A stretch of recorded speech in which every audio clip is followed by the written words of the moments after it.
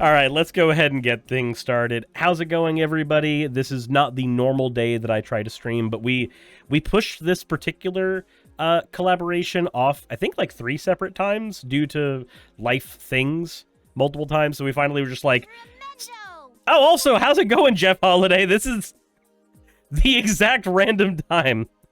Thank you for hopping on, Jeff. Well, not hopping on, but raiding. How was your stream? In the meantime, I have a guest on today to help me cover this particular topic. Their name is Jackson Wheat. If you have not heard of him already, he does a lot of work with RJ Downard, who I had already done some content with a long time ago, and also has, though hasn't made a video in about a month or so, has a series called The Tale of, which has basically the evolutionary story of various animals, various things that exist in our world right now, which basically just shows creationists, hey, 6,000 years ain't enough time for this shit to happen, but, you know, go on, play pretend. Anywho, if there's anything that I missed, let me know, Jackson. How are you doing? Good. Yeah, it's the Ancestors Tale series, and it's based on a book by Richard Dawkins and Yan Wong, which is a really good book. Highly recommend. It's one of my favorite non-fiction books, and it goes backwards through time. So we start with today. So the first tale is the Tasmanian's tale, and then we work our way backwards. And yeah, I'm about to, I graduate in a month, almost exactly a month, with my master's degree, and so I've been rapidly trying to finish all of that recently. So the next tale is written, and it's ready to be recorded and everything. I just haven't had the time to do that. It's been very hectic recently. Completely understandable. I don't know if I could even run my channel at all if I were trying to do it alongside a regular job and also schooling all at the same time. I don't think I could, like, at all. So the fact that you're able to weave it in at all is impressive. I'm not gonna lie. Well, I mean, and you know, the master's thesis is done now, so so I'm all set to graduate, and that's all well and good. But yeah, now it's just, you know, back to just work and this. So yeah, one fewer thing on my plate. Completely understandable. Also, Cinder, I did not miss your redeem. I have made it clear on several episodes that I do not do redeems, generally speaking, if I am also doing a collaboration, out of respect to the person that I am on the collaboration with. So we'll get to it afterwards. Or I'll forget. Anyways. With that said, the thing that I wanted to cover is I personally have not done a lot of anti-creationist content. I've done, like, Christian fundamentalist content because it intersects with politics all the damn time, but I haven't done specifically anti-creationist stuff for a very particular reason, and that's that back when I used to do my edited format videos, it was easier to cover that kind of topic, because if I had to go, oh, this person is wrong about this thing, I could pause what I was doing, research exactly why they were wrong on something, and then come back and take care of it. In a live video format, I have to rely on whatever I brought in my noggin at the beginning, and that doesn't work very well when we're in somewhere that's basically outside of my expertise. I understand that evolution is true, I understand that creationism is a load of bullshit, but because that's not a field that I actively study all the time, I can't just go, yeah, no, I know this particular informational tidbit, but that's why I brought Jackson along, because sometimes you just need expertise. Yeah, we do a live stream, and that was one of the reasons that we kept having to push it back, was I do a live stream on Thursday where we just live react. We don't watch any of the videos in advance. We just, you know, throw it up there, and it's usually Peter, Nestling, and me. Nestling's one of my editors, and we'll, you know, watch a random creationist video and comment on it. It's always very fun. We're also reading through a course at the Discovery Institute's like blog, which they're calling a school, Discover You. Oh, god damn it, they're doing the Prager thing. They are. Yeah, it's not just a blog or a YouTube channel, it's a university. Well, is it though? Yeah. So yeah, we did the free one, which has produced a lot of content, but there are other. They charge like the cost of like actual class tuition for their other courses, and I'm like, no, we're not. For a Not for doing a that. blog, basically. For a blog post, yes, I correct. I have to ask, if creationism is not a grift, then why does it smell like one? All the time. Yeah, it sure does. It's yeah. it is a huge business, and it's kind of disgusting to think about it. It's like when you think of the fact that the medical industry has such an industrial complex around it with the Yes. with the way that we have insurance attached to it and almost like parasitizing it. When you think about that and you're like, "Oh, that's disgusting." And like, yeah, that's disgusting and parasitical, but the creationism thing is even worse if you think about it, because they're not just parasitizing off of something you need, they're marketing to pretend that they are something that somebody needs, and then people end up buying into that bullshit. So, Yeah.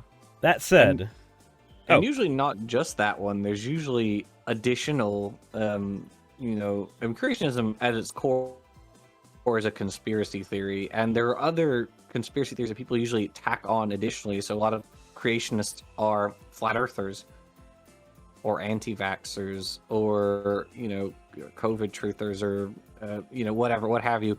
Because it's easy when you buy into one conspiracy theory, it's a lot easier to buy into a bunch of other ones. yeah, because And your foundation some is of those- already bullshit. Right, and some of those conspiracy theories have actual harm attached to them. It's not just, is the Earth 6,000 years old? Well, it doesn't really affect you in your daily life one way or the other, but anti-vax nonsense, that does actually affect people, so. Yep, it does. With that said, the video that we are looking at today is from a channel called Skeptical of Darwinism, and it is. Let's go ahead and take a look and see. Or the video is called Skeptical of Darwinism, and it's from a channel that's literally just called Kyle. So, I guess we'll go. But Kyle, if evolution true, then why are there always monkeys everywhere and humans? Yeah. God, to his credit, I am also skeptical of Darwinism, in that Darwinism is a version of evolution that has been out of date for over a century. So, yeah, it's almost like it's almost like the word scientific theory involves a body of facts. And as we learn more and more about that body of facts, we get to expand our knowledge, as opposed to going, oh, well, this whole thing's wrong. And like, no, we realize that it's right, but a different flavor of right. yeah, we've added much more on since Darwinism was originally a thing. But I'm sure he's going to use Darwinism to encompass the entirety of evolution, because creationists don't know anything about the history of evolution, so... Or he'll do the thing that Kent Hovind did for a long time, where he's just like, oh, well, Chucky Darwin, Chuck, actually did, like, you see him trying to make this person sound less important by using, non-honorific versions of their names. I have things to say about Kent Hovind that I can't do to terms of service, but anyways, let's go ahead and I don't want to see. demonetize your video. Let's go ahead and see what we have to check out here. Drawings, Ernest Hagel, these were hold on. evolution. It's fake. I hate to break it to you. I hate to burst the bubble. It's not real. These drawings, Ernest Hagel, these were cited for over 100 years. Hold on a second. We seem to have already jumped well into the deep end. Okay, so this article, here's the list. Okay. So what Casey Luskin, who is by training a geologist, I believe, he's copying from Jonathan Wells, who is a cell molecular biologist who works for the Discovery Institute. And Wells wrote a book which was published back in the year 2000 titled Icons of Evolution. And this book was about a series of different famous ideas in evolution, which Wells claims are either all totally hoaxes or they're totally misrepresented by every textbook. Either way, and actually, I just finished co-writing the script for Professor Dave's channel where we're talking about Jonathan Wells, so that should be coming out soon. Mm-hmm. So one of the things that Wells talks about is Ernst Haeckel's embryo sketches, which he presented in a book in the late 1800s, which was a popular level work, so it's for a lay audience. So these drawings, so when Haeckel did these drawings, he did a couple of things. First, he oriented all of the embryos in the same direction, as you can see on the page. He removed all of the maternal material from the embryo. As you can see, it's literally just the embryo. There's no yolk sac or allantois or anything like that, which is also attached. And he made them all the same size, as you can see. So, go ahead. Oh no, you go ahead. Okay, well, if at any point you want to just like jump in and say like, you know, expand on this or something like that, feel free. Will do. So with these embryos, so Haeckel, the embryos themselves are largely fine. Some textbooks still do present the embryos as a historical note, and again, that's fine. They're largely fine.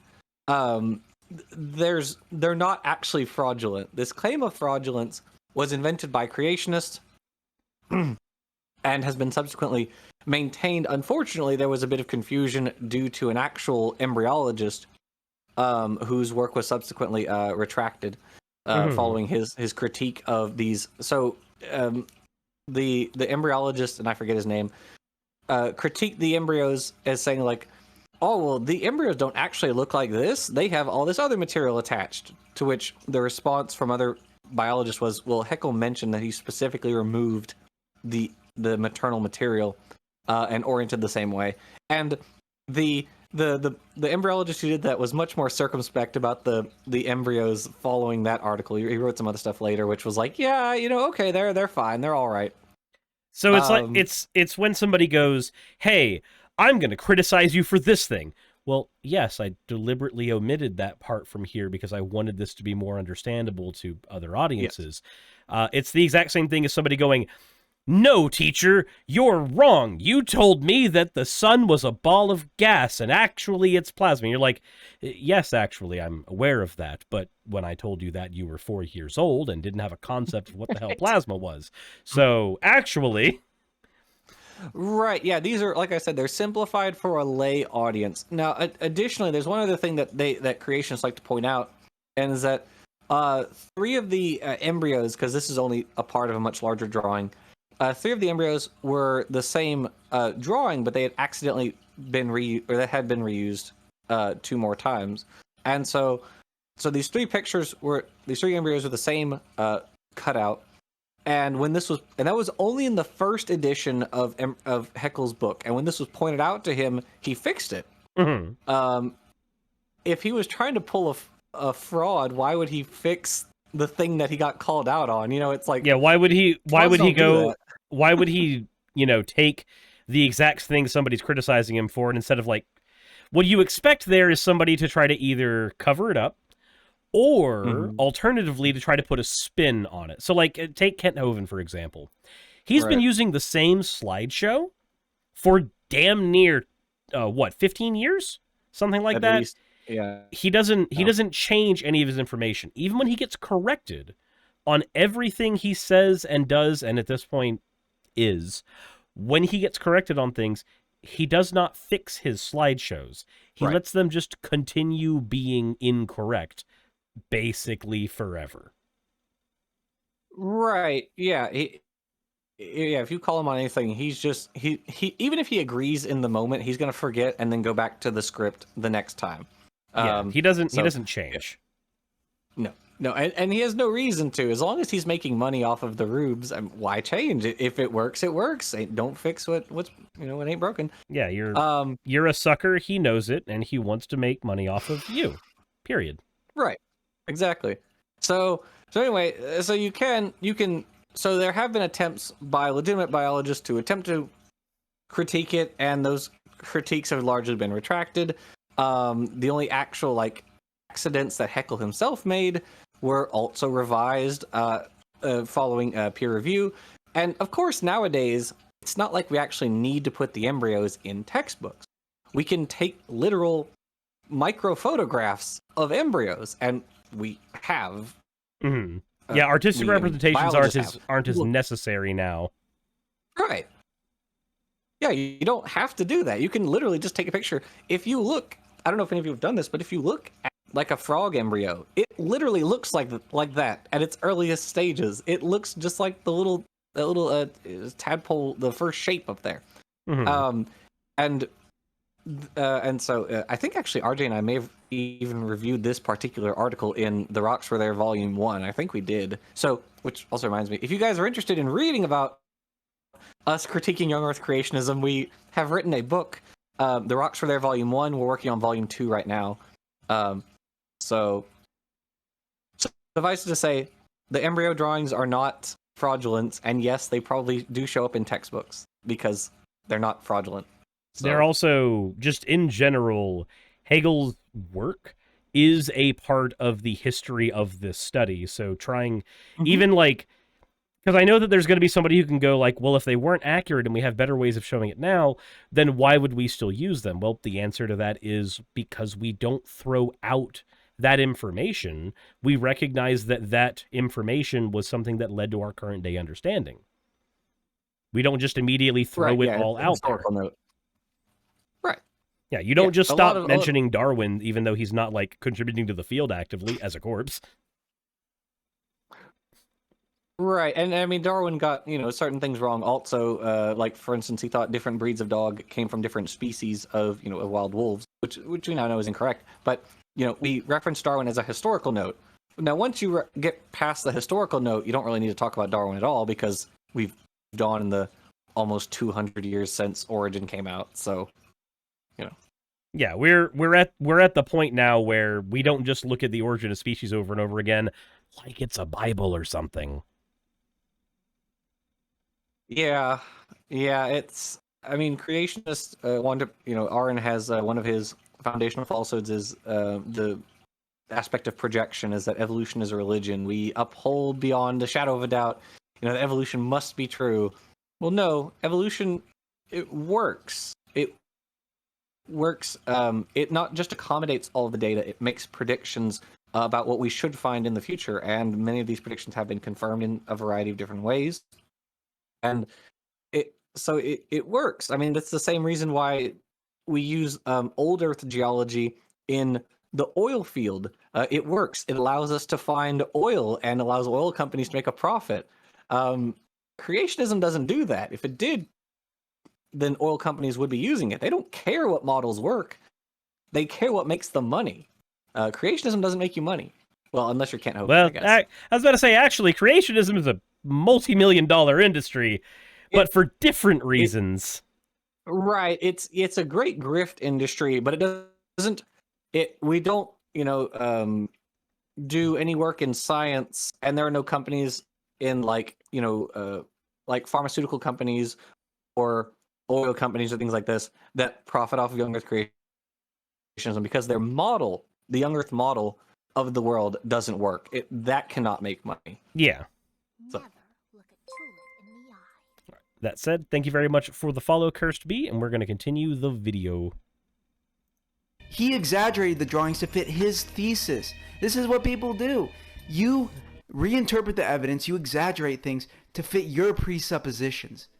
And so he wanted the vertebrates to have a common ancestor. So yeah, he needs to... So, this feels like he just ripped this line directly out of either a podcaster that he listens to, or seminary, or Kent Hovind, or basically anywhere that you can find creationism being used as a method to further one's agenda, you're probably going to find this claim without anything backing it. Right. The reinterpret the evidence claim is a really foundational but very flawed argument that creationists like to make. They like to say, Ken Ham has said this on numerous occasions. He said it during the Nye-Ham debate. We're all looking at the same evidence. We just put on different lenses. to look at it. That's wrong. Like, that's not just a philosophical point. No, it's literally wrong. It's objectively incorrect. For instance, there are whole fields of research that creationists almost entirely ignore. My favorite example is biogeography. Biogeography is the spread of organisms. It's how they're distributed on the planet. And creationists pay almost zero attention to it. Almost zero. And the reason that they pay almost zero attention to it is you can't fit it into a young Earth. Because when you start incorporating patterns of spatial distribution for organisms in over time, suddenly you end up with a lot of really weird patterns that you can't really fit into 6,000 years or so. It's not even 6,000 because you had the flood, so it has to be 4,000 years. Yeah, because you have to account for like 2,000 years being the current day. Right. Yeah. So you're talking about even less time than 6,000 to 10,000. Maybe 2,000 years or so. It's not very long. And so they pretty much ignore biogeography. They pretty much ignore biostratigraphy, which is the field by which you use fossils to glean relative dates for strata. They basically ignore it because they can't make any sense of it. It doesn't make any sense that you can, find a certain organism below, like, the boundary of the Cretaceous and the Cenozoic, so like where the meteor struck. Mm-hmm.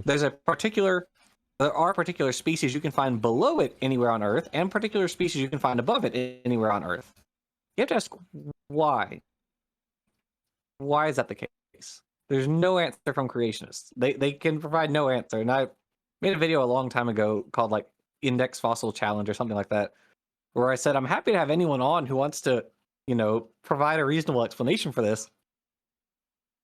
Nobody ever came. So, and I know I'm a small channel, so there's also that, but at the same time though, when you're dealing with a lot of this, and I think we will have to make sure that our responses and critique of the video are shorter per piece, because it's a 20-minute video. It's hard. Sorry. I know. Okay. Oh, Yeah, no, that's sorry. not a you thing. I'm expecting there's going to be 20 minutes of basically things we've heard 1,000 times. I'm expecting that just because that's what you would normally see here.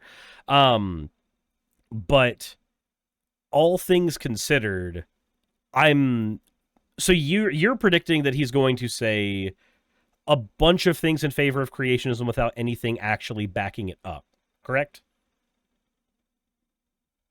That's entirely possible. I hope not. I hope he provides an actual argument other than just the embryos aren't real, or they're exaggerated. Like, can you provide a specific? I don't know. I mean, because otherwise it's just going to be like, citation, please. I don't know. Citation, please, times infinity, and that's the only thing we can really say at a certain point. Yeah, right. Yeah, if he provides no specifics, it's just going to be like, what? No. Yeah. Let's go ahead and see what he's going to do here, because he just gave. God, we have managed in 23 seconds of his video to have 23 minutes of critique. Yeah, sorry. Yeah. No, that's that's usually how it goes on my channel because when we do the live streams. That's not a you thing. It is. What was the biggest critique of the Gish Gallop is that it doesn't take a long time to say a bunch of bullshit that's wrong, but it does take a long time to point out why it's wrong. Right. Yeah. If you say the embryos are fraudulent, that's easy to say, but explaining why they're not fraudulent, that takes a lot longer time. So he I'll tried to make it a I'll try to reality. keep it briefer then. Let's see I'll try what to we make can do. my responses briefer then. Yeah. Just like the Nebraska man, another fraudulent case. Oh my God! It wasn't a fraud. Okay, Nebraska. I'm so sorry. No, Nebraska go man ahead. is not a fraud. Nebraska man was a misidentified tooth. Pig's teeth, when worn down, can look like human teeth. And actually, the guy who found it, Osborne, said that you shouldn't assume it is absolutely a primate. You should take it with a grain of salt. Piltdown Man was actually a fraud, but it was not a fraud made by scientists. It was a fraud made by someone else to fool scientists, and it was rejected by the entirety of the paleoanthropological community within 10 years after its discovery, because it didn't make any sense given what we knew about other fossil finds. So, Down man. And the problem is that these Darwinists, these people who believe in evolution, want everyone to believe in it. I was on r/atheism, where all the intellectuals go. And I mean, I like if you believe things that are true. Yeah, I guess. Did I accidentally just speed him up? What the Playback speed It is looked like normal. for a second there. Weird. I don't know. Are complaining about Christian schools and how they don't teach evolution. I don't care. I'm a nihilist and there's no Yeah, I'm in the same Okay. I'm in the same boat. I don't care that Christian schools don't Very teach insulting evolution. to the pig to associate them with Nebraska. Treasuremancer, thank you for the subscription. But, I care that they don't teach it because I do not think that any tax funding should be able to go to a religious school of any variety if they're not going to teach Absolutely. well understood scientific fact. But at the same time, it is not a point in favor of religious schools that they do not teach facts. Yeah, private schools are true. their own beast. Yeah, I grew up in Pensacola Christian Academy, so I have a very strong opinion of private schools. I believe you. Yeah. but it's wrong that they teach creation. That's just insane. That's indoctrination. It's child abuse. It is in fact I don't- all of those things, actually. I don't know about child abuse, but it is indoctrination, certainly. And yeah, I'd rather people not get indoctrinated into incorrect information. So yeah, the Christian lore, very true. That is their lore. I'm willing to say that it is abusive to lie to people repeatedly about something that is foundational and can inhibit them later in life. I'm willing to maybe not die on that hill, but I am willing to defend that particular opinion. But again, strong opinions on the creationism taught in school thing because it's what I dealt with. Oh, I mean, I 100% agree that creationism shouldn't be in public school. But again, it goes back to we should only teach in places that are getting our tax dollars information which is verifiable. So yeah. Meanwhile, they'll say this. Hail Satan. Yeah, it's literally, my guy. Do you know why they're saying Hail Satan? To piss you off. That is exactly why they're doing it. They know it's going to get a reaction out of you. And in most atheists' minds, yeah, in most atheists' minds, most of us have had to deal with some form of, let's just go ahead and lovingly call it Christian oversight over our lives in some way, shape, or form, whether it be like moral purity policing or, in my case, literally my upbringing. Yeah, if I say some things, or if most atheists say some things specifically to piss off the Christian majority in the United States, that's where it's coming from. Who cares? Also, you seem to have become frozen, Jackson. There it goes.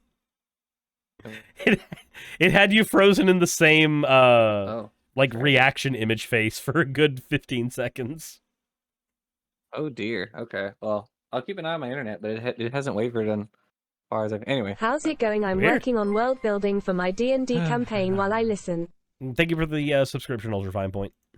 I mean, seriously. Oh, we're just, ironically, come on, you're literally saying stuff like that, and they want to ban homeschooling so they can force evolution. Okay, yes, but for a different reason. Yeah, a lot of us... We want to ban homeschooling for a different reason.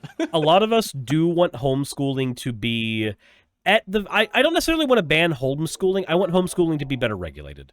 I do not think that things true. like... I do not think that ABECA literature should be allowed to publish materials for homeschooling.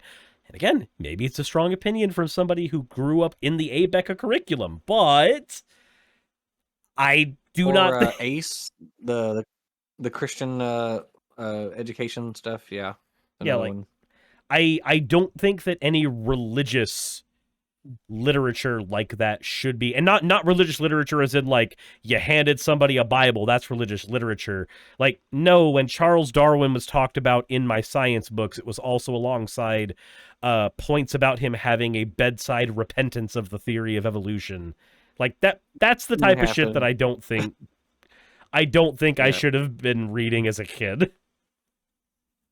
Right, and we also know that objectively didn't happen. We know that Lady Hope never visited Darwin before his death. He was not sick 6 months before his death. Yeah, just no part of that story happened. But everybody So, did clap. It's everyone clapped. Yes. Well, evolution is fake, and here's exactly why. And let me clarify. What oh. did Darwin observe? He observed Note, real quick, just a very quick aside. He didn't give any evidence for Piltdown Man or any of the other stuff that he said before, so I think we're on the Gish Gallop side of the creationism conversation. Well, we're evolutionists, and therefore Piltdown Man was fake, so evolution fake. Checkmate. Checkmate, Aethy Tits. That's how that works. adaptations in animals determined by natural selection, just luck, randomness, Technically, mutations. Darwin This is science. didn't observe any adaptations occurring. He observed that there are differences in organisms with different ecological niches, and therefore intuited the concept of adaptations from that. I mean, I guess in some sense we all observe adaptations, I guess, but it's kind of weird to phrase it that way.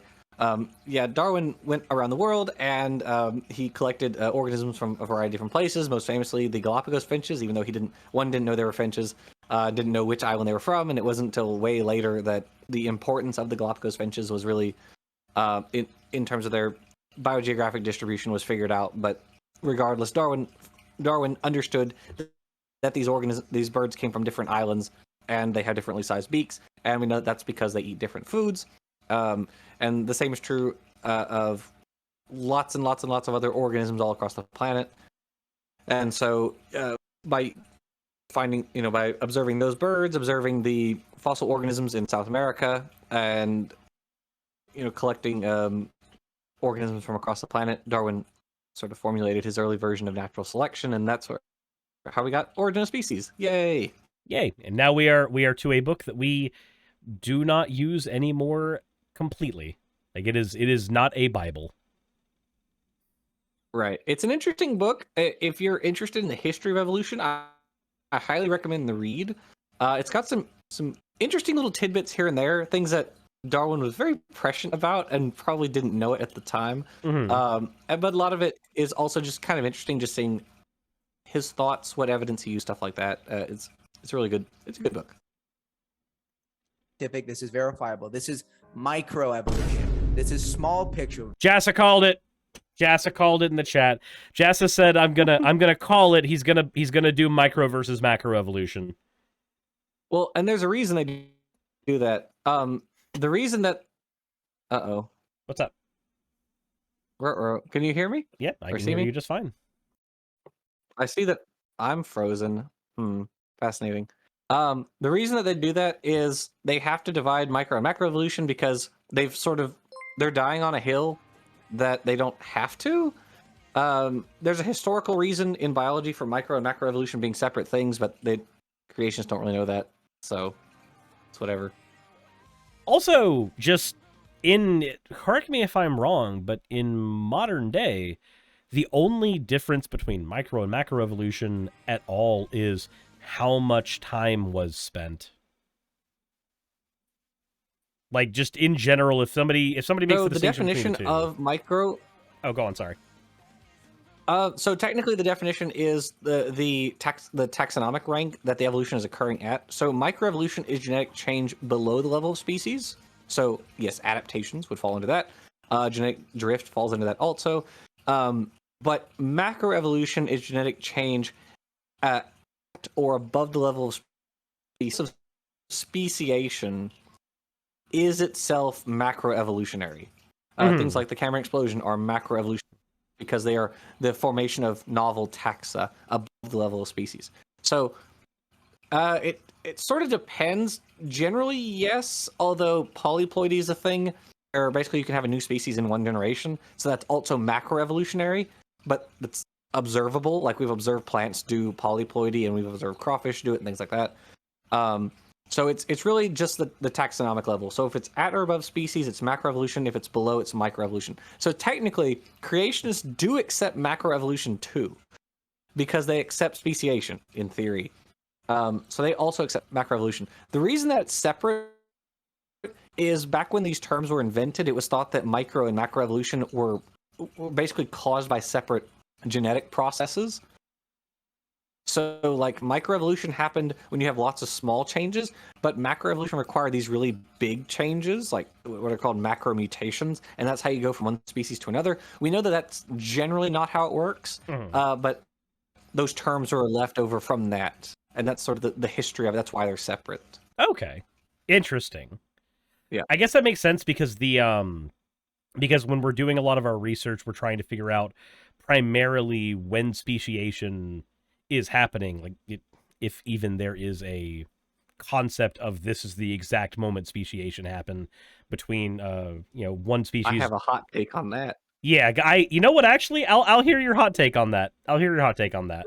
No, I don't want to start any additional fights, but to answer your question, I'll take us down a rabbit hole that'll just take us away. To answer your question on that, the process of speciation follows the formation of what are called reproductive barriers, and there are different types of reproductive barriers. There are ones that come before a zygote, so things that prevent the formation of a zygote between following the two individuals engaging in sexual reproduction, and then there are barriers that follow the zygote. Okay. So even if an organism is born, it either dies prematurely or it's unable to have offspring of its own because it has some genetic flaw in it or a set of genetic flaws that prevent it from reproducing with others, and therefore spreading its genes. A mule is one example of a post-zygotic barrier, yes. So there's this thing called Haldane's rule that basically goes if you're a group of organisms that have what's called heterogamy.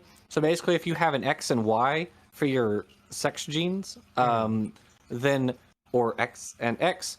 So the female, if you have the same two genes, the same two sex genes, so if you have X and X, then you are more likely to survive, or you're more likely to survive and be fertile. But if you have X and Y, then you are less likely to survive and be fertile. So mules have X and Y, and that's why they won't survive that. You have the hinny is the cross the other way, I believe. And so yeah, is the female version of that. So yeah, that's Haldane's rule.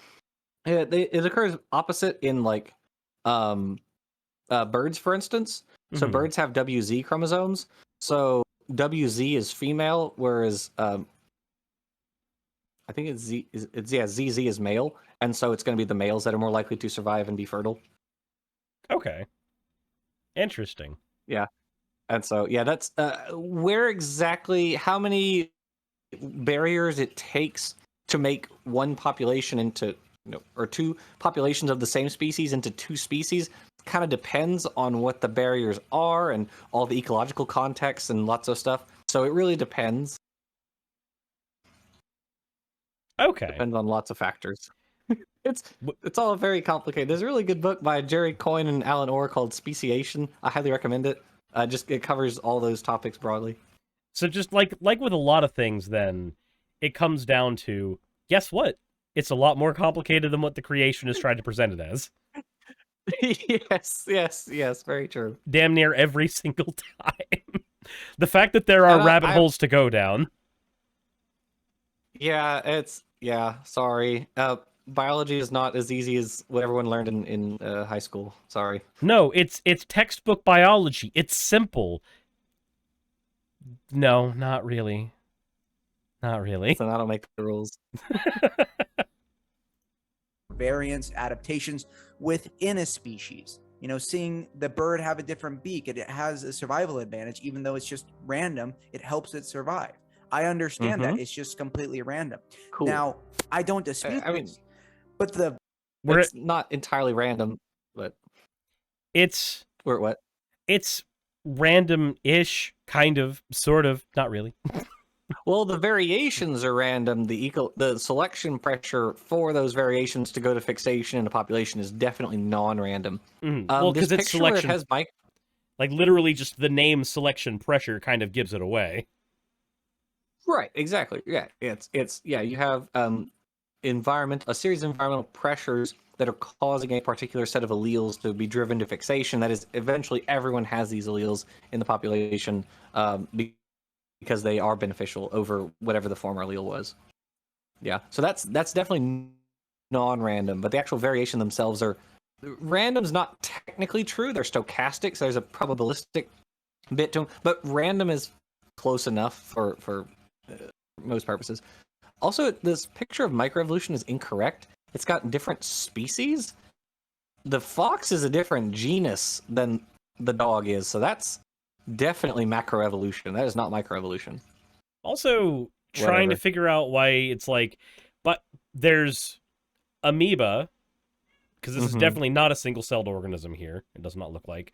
Let's go into arthropods, and then fish, and then reptiles, and then naked mole rats, and then possibly Neanderthal humans. I mean, that makes sense why we don't have hair. We're naked mole rats, obviously. I guess, you know what? I thought nested hierarchies worked a different way, but you know what? Sure. Here we are. We were naked mole rats the entire time.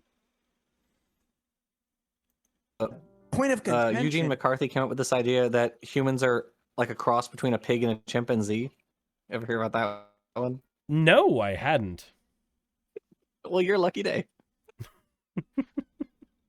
Jesus. Wait, okay, hold on. Wait, according to that, it said macroevolution. Let's get him. Let's get to where it was. There we go. The grand metaphysical narrative that entirely new species can emerge. Does he not think speciation happens? He would have to think speciation never happened. According to him, all of the species were there at once when God was telling Adam, figure out which one you want to fuck, also name them. Why is it a grand metaphysical narrative? It's not grand or involving like any metaphysics, I don't think. No, it's literally just there is this fish here, and this fish over time is going to look a little different. At least some of its offspring are going to look a little different than the ones that were here. Oh, look, those ones migrated and stayed in a central area that has different selection pressures. They look even more different. How weird. That's not Very really true. That's not grand and metaphysical. That's just fish fucked and then time passed. I think I need that on a t-shirt. Fish fucked and then time passed? Yeah, that's actually a really apt description of evolution. Yeah. Tension is the big picture, macroevolution, the grand metaphysical narrative that entirely new species can emerge. This is a grand light years leap from that. So, you know what's funny, but just really, really funny to me? With the really, really minuscule understanding that this person and most creationists have of evolution, and granted, my understanding is not that grand either, but when you look at, I swear to God, that cat, why? But, when you ask any of these people, hey, I have a question, how do we get new breeds of dog? How does that happen? And when they go, oh, well, that's really simple. We've got a breeder who thinks about some traits that he wants to have in a dog, and so he finds dogs that have those traits, and then he has them mate until offspring that has all of the traits that are desirable are there, and then those offspring then mate because it increases and then you just kind of sit there staring at them as they're slowly piecing together what they've done. Well, you see, they have lots of little like outs for it. You know, they would say like, oh well, but intelligent design is involved. It's like, well, that's not really the point. The variations themselves are not designed; they are, random. It's the breeder is acting in place of natural selection and is choosing which ones are, for our purposes, beneficial, and those are the ones that go to fixation in their population. So yeah, it's exactly as you described, but they don't like thinking about it, and they have lots of little outs for trying to get around it. Yeah. Even though that's literally the logic Darwin used to elucidate natural selection. He literally was like, we breed pigeons and dogs and cabbages into all these different shapes, It's like the variations are just born, and then we take the ones that we like and keep breeding those. What if Yeah. nature does the same thing? Like Yeah. that's the exact logic he used. It happens faster when we are doing it because we are actively changing the numbers. We are actively loading the dice. But when it's an environment, it's going to be a little slower because there's nothing loading those dice. Not in the same way we're doing it. Right. These micro level adaptations. Oh, if you just give it enough time, it could explain the origins of life. Macroevolution. The origins of life. Well, I Darwin wanna- did say one or a few origins, so, you know. I'm actually just upset about the pronunciation. That's the part that makes me upset more than anything. You know, the funny thing is, if you actually look at the fossil record for, he puts up like the fish to tetrapod transition here, which we did in a recent video. We did it in the lungfish's tail. The actual changes involved in going from a fish, you know, like Eusthenopteron or Panderichthes to like Hynerpeton here is not really that great. You're not adding any bones at all. You are merely changing the relative proportions of the bones that it already has because they were present in fish before these guys came along. There's nothing new. There's nothing new about Hynerpeton over like, you know, I guess the one thing you could argue is like fingers. Fingers are like arguably the one new thing that kind of came along, but other than that, everything else already existed. The shape of the pelvis, you know, the fact that you already had limbs, the proportions of the bones within the limbs, and the shapes and the configuration, all these things already existed. So almost nothing fundamentally new has occurred here. So, and obviously everyone agrees. Look at the science; it's widely accepted. It's been fact checked. Don't be a science denier. Well, I was indoctrinated to believe this. I was never exposed. Oh my god, he's gonna try to LARP being an indoctrinated cult child as he makes a video telling you why you should be an indoctrinated cult adult. Correct. Cult adult. I like that. To anything other than Darwin's theory of evolution in my public school. And in a free society, we should hear about other perspectives like creationism. Okay, so Sir. So, first of all, you did hear about creationism. My evidence? You're here fucking talking about it, so don't pretend like you didn't get a chance to hear it. Secondly, and most importantly, we do not talk about different versions of mathematics that don't fucking work, because that's just the thing. They don't fucking work. So we don't talk about different models of speciation that don't fucking work if they don't fucking work. Yeah, this is such a bizarre argument. Like, sir, what goes into your public school education is not a matter of vote for the students.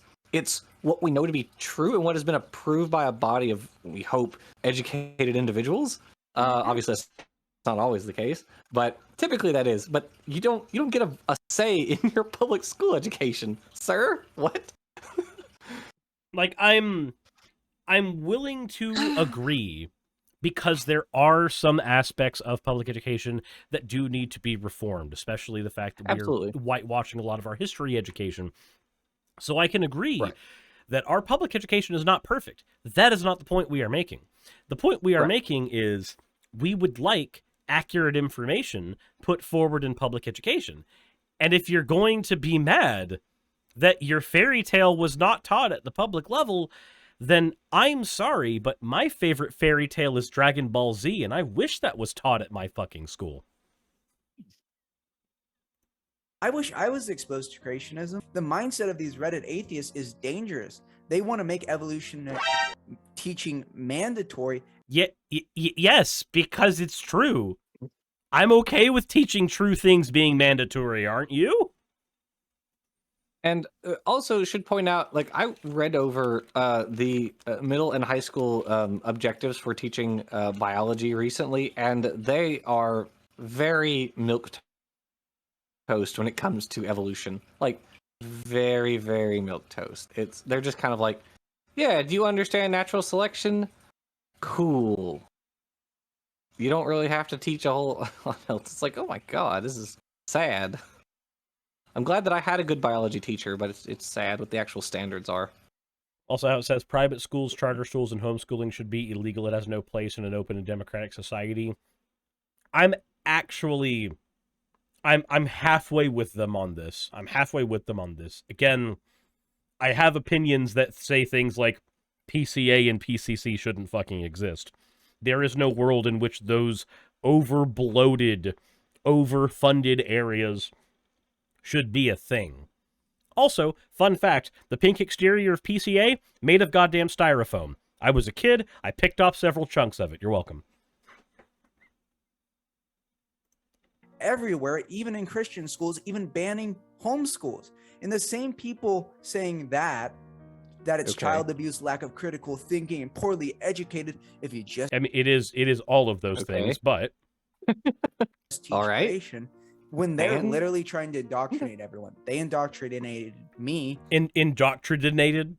He was indoctrinated. He had a script, and he chose to keep that take. Jackson, did you know he was Yeah. indoctrinated? I mean, it happens to the best of us, I guess, and also him. It's the most unquestioned and dominant theory. Wait, of is our that time. why it sped There up? are major flaws in macroevolutionary theory, which cause me Oh to my doubt. god, you can hold down the left click on the end of a video, and it will actually speed it up. I did not know that. I also did not know that. I've discovered this on accident, and I feel like I'm wielding power I should not have been given. And why I'm an evolutionary agnostic.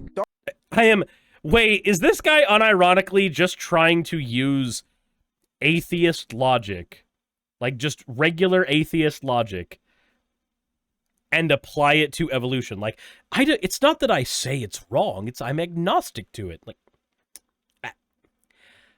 okay, The so Earth- the difference, I like. agnosticism works with theism because we have a body of unverifiable ideas.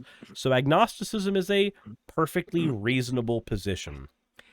Evolutionary agnosticism is not a reasonable position because all of the evidence is available, verifiable, and researchable. I like the idea that, like, maybe the Earth is 6,000 years old, maybe it's 4.5 billion. What's a few zeros between friends, right? Darwinism requires a huge assumption. You need a lot of time. You know, oh yeah. Just millions. Not really an billions of assumption, years. I but don't know. They alright. change it all the time. But history. They really as someone don't. We haven't changed it in a long time. But okay, No, go not off. really. Go off, King. who is skeptical, I have no idea how old the Earth is. Darwinism depends on countless unjustified assumptions. Well, if you don't know how old the Earth is, have you considered checking the records we have for radiometric dating? Have you considered that? That could help you That's all figure out fake that. news, don't you know? God damn it. In order to work, carbon dating extrapolates a Nope. I'm gonna shoot myself. Carbon dating only works. Carbon dating only works for an amount of time up to, what is it, like 50,000 years? Carbon Yeah, dating thereabouts, literally cannot get you as far back as you need it to go. Radiometric dating, of which carbon dating is a subset, uses a lot of different things that have different half-lives, way above what carbon's half-life is, which can get you a much more accurate depiction of how old the Earth is. Carbon dating can tell you, yeah, this rock's 50,000 years old, at least. Radiometric dating can tell you, oh, this rock's been around for God knows how long. Yeah. We have like rubidium, strontium, and all sorts of other isotopes. Yeah, which we use which have way longer half lives than carbon. So phenomenon that we've only known for 100 years, and it applies it over billions of years. Just assume that time, matter, physics has always functioned in the same exact way that we experience it. What's his job? he's just Actually, ripping no. Kent Hovind. He is ripping Kent Hovind, but also scientists don't make the assumption that time has operated the same way all the time as we experience it. We literally have a theory called relativity to argue that time necessarily does not always operate the exact same way that we experience it right now. And we've ran experiments like putting an atomic clock in an airplane and having it go way high into the Earth's atmosphere to show that actually time is in fact experienced differently depending on where you are. So, no, we don't assume it operates the same way all the time. We have an entire scientific theory to show that it does not operate the same way all the time. So, because we don't make that assumption, you're full of bullshit. Unless you've got something to add on to that, Jackson. Nope. Justification for this? Well, it's always been that way.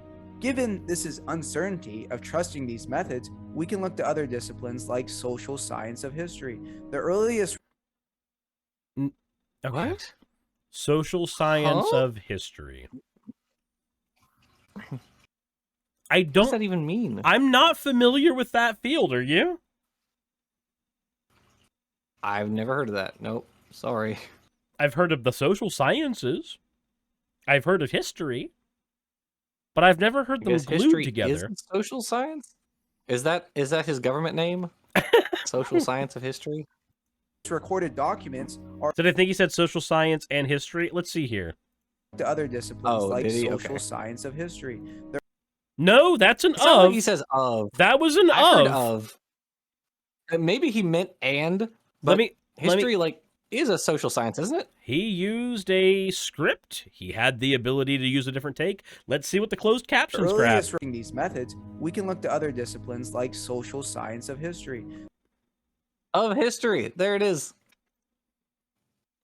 Now, YouTube captions are not perfect, but we've heard the same thing, and the captions have heard it too. Yeah, I'm willing No, to go. maybe he meant to say and, but yeah. I'm not willing to grant that, actually.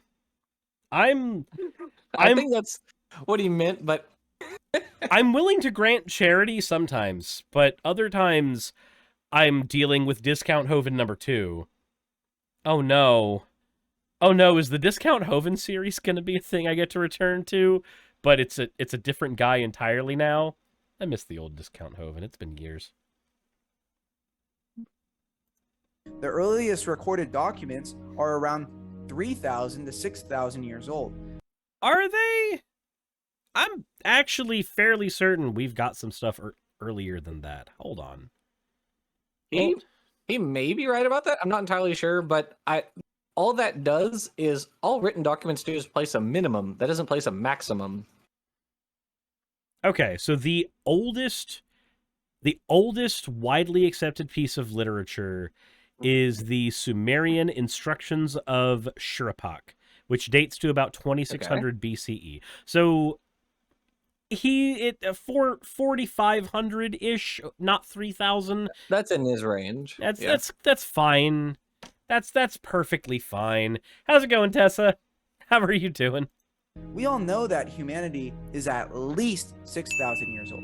Anything more than that cannot be I mean, I proven guess that's with- true. It is at least 6,000 years old. It is at least 6,000 years old, but he says anything more than that cannot be proven. Actually, it can. We've got bones.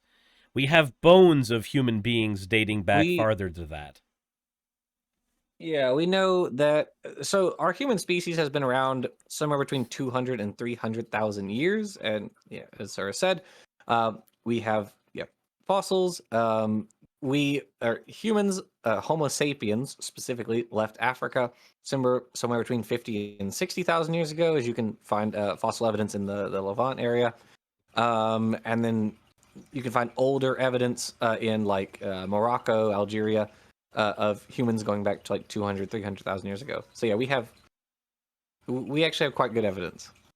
So Tessa says you can prove it by looking at how old League of Legends is now. Yeah, isn't League of Legends doesn't League use the age-old moniker? We have over 100,000 combined years of game development experience, and yet somehow they still haven't reworked Shaco. Anywho, I'm not salty at all. You're salty. If they rework Lulu, I'm going to commit arson. absolute certainty.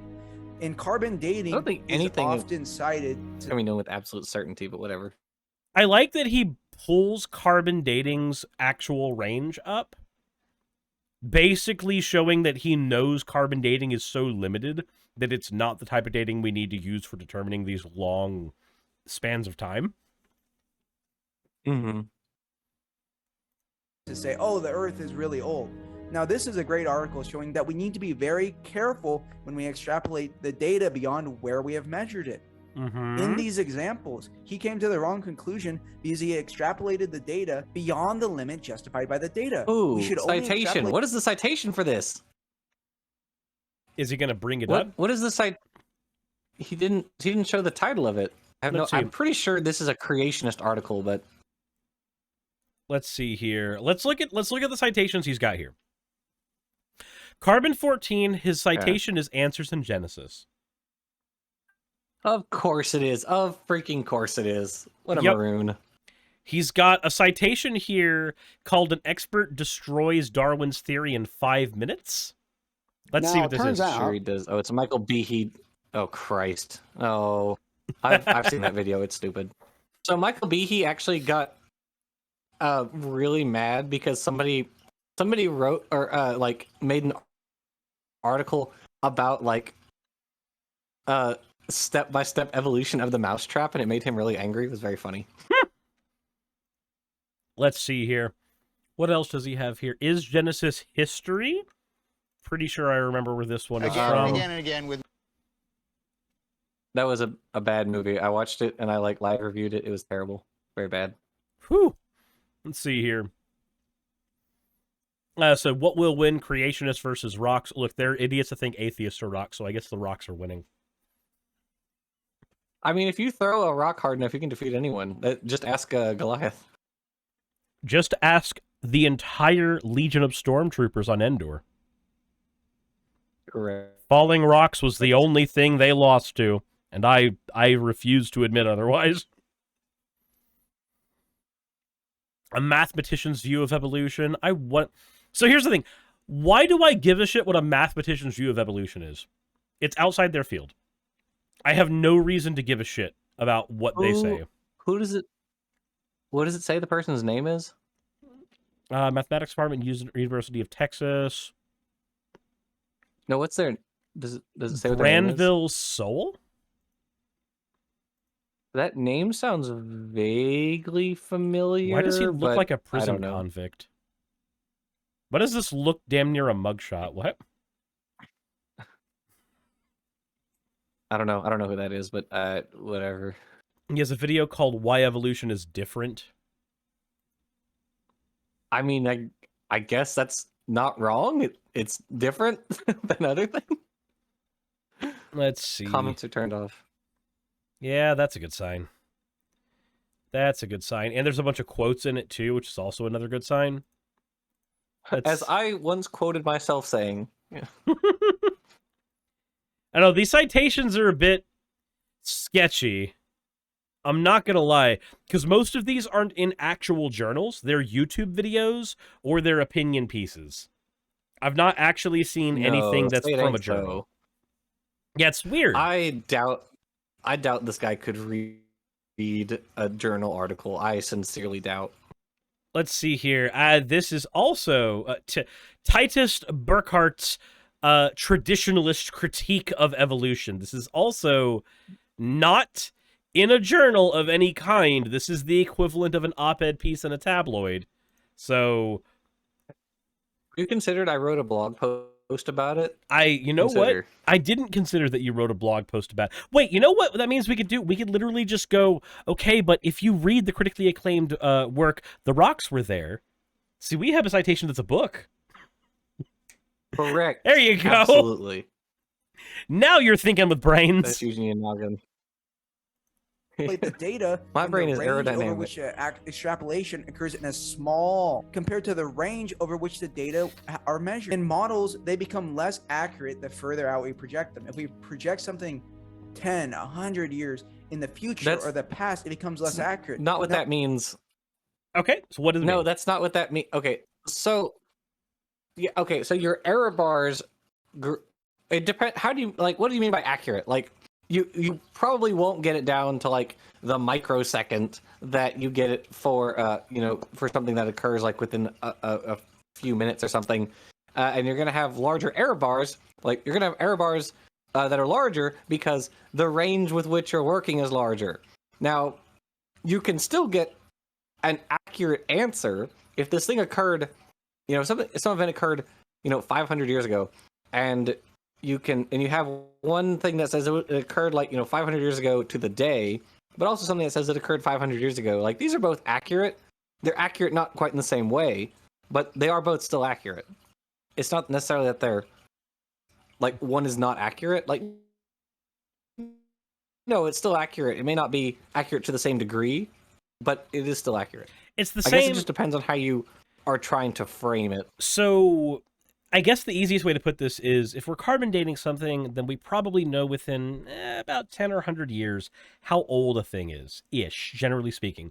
But if we are using if we're radiometric dating something to say 10 billion years, something like that, our margin for error is not, 10 to 100-ish. Our margin for error is somewhere in the 100,000s or somewhere in the millions of years. Guess what? Yeah. If I say something's 10 billion years old with a margin of error of 300 million, that's still fucking 10 billion years old. That's 10 billion years old if it's 9,000, if it's a 9 billion point something, or if it's a little over 10 billion, it still rounds to 10 billion.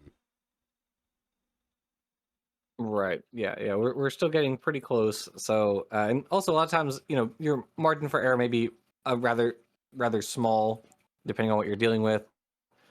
Even if you want to say you can't get it as accurate, you can't pinpoint it as accurately. That doesn't mean it's wrong. You're still in the ballpark. You are still pretty close. It doesn't mean it's wrong just because it's not as accurate. And I'm pretty sure that's the argument he's about to make. Yeah, what he's basically doing, for those who don't want to get mired in the technical language, is he's using vague language. And by using vague language, it's the same way that H.P. Lovecraft wrote. When you write things very, very vaguely, your brain inserts automatically. It's just a thing humans do. Your brain inserts what it wants to know there. So, me and Jackson, our brain inserts, that can be within a few million years when we're measuring numbers in the billions. But if you're already a creationist, your brain goes, duh, that means science not accurate. God good. Team number one. Now, if we do this over 1 billion years, it's going to be insanely inaccurate. This is a misunderstanding of how accuracy works. Our margin for error gets bigger. That doesn't mean something's immediately less accurate. That just means that we're going to have, somewhere within 600 million years of the right answer, but that answer is still several billion years long. Some people have come to the conclusion that the Earth is billions of years old because they are basing it on the techniques that use radioactive processes. But we have only been studying radioactivity for about 100 years. So And who the fuck cares? Look, my guy, I've been studying how to play Golgari mid-range for 6 months, and I still won that last goddamn tournament. Don't talk to me about how long you've been studying something. You've been studying Kent Hovind's slides for a week. What does the length of time that we've been studying something have to do with the accuracy of the method? There's a complete non sequitur. It's basically a way to say, we've been studying the Bible for this long, therefore we know that it's true. We've only been studying radioactive anything really for a smaller amount of time, therefore, and there's nowhere he can go with that because the immediate response is, but we bombed Japan. And it worked. That's true. We understand radioactivity really well because we've powered boats with it, we've powered cities with it, and we've destroyed cities with it. And there's an elephant foot about, several thousand miles out from the United States to show you that we know very well what it can do. But go ahead. Talk to us about how we've only studied it for 100 years. That means we've studied it for a very long human lifetime. That's a long time to be studying one subject. Yeah. In order to use radioactivity to come to this conclusion that the Earth is billions of years old, you have to assume for billions of years radioactive processes have behaved in exactly the same way we have observed them from the past 100 years. You can observe. I mean, you can observe radioactivity at different scales, right? You can observe that radioactive. Well, I guess that's a bad way to respond to this. A better way to respond to this would be that, like, we have a model of physics that works and works extraordinarily well. And so what you would have to do to make this argument work that you can't know that that uranium decayed at the same rate, last week or a month or a year ago that it does right now. Well, I suppose that's technically true. However, you would be introducing a lot of suddenly a lot of variables that we've never had to account for before, and our models were insanely accurate up to this point. So, like, where is this coming from? It's also very easy to just counter this by going, all right, so can you show us an example of when we've used these predictive models and they have been wrong? Can you show us an example of when we have performed an experiment that was reliant on the data that came from this method of dating, and the experiment turned out incorrectly in some way, shape, or form? And they will always have a blank stare on their face because they have never gotten that far. Right. There's also this thing called the heat problem. Erica Gutsick-Gibbon has done a number of videos on this topic. But basically, the heat problem is the notion that for the Earth to be 6,000 to 10,000 years old and for a global flood to have happened, basically all the processes that occur on very long timescales and therefore have a way to release their heat without, irradiating the surface of the planet. Mm-hmm. They have that time. But if the Earth is young, we don't have that time. So if you want to take, like, uranium, strontium, rubidium, all these different radioactive isotopes, and speed them up so that we get, or I guess slow them down, so that we get this sort of distribution we have today, that's going to release, You're just going to cook the Earth. Yeah, like, you cook the observable universe. Yeah, it's insane. It just can't work. And the Answers in Genesis knows this because they commissioned a group to attempt to solve this problem. It was called the Rate Group, and they failed. And they said they're still searching for answers. So you're saying that wait, hold on. But I thought the answers were in Genesis. Why don't they just read Genesis a bunch? I don't know. It's a huge unjustified assumption. Things evolve and trends change, but this constant has been the same for billions of years. It's literally called a constant, my guy. That's what constant means. Yes. For that belief, because it's always been that way. If you are a skeptic, yes, why would you put your faith in Darwinism, that carbon dating is accurate? We're not putting Darwinism is not carbon dating. That's physics. That's literally physics, my dude. Okay. Is it a category error when he presented both categories? Carbon dating is a part of Darwinism. No.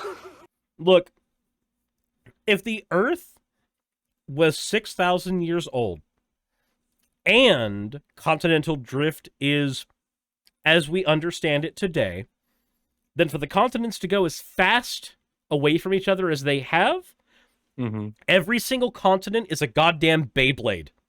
And the Earth is an arena, and we are just about to crash into each other again really soon, but we don't observe that.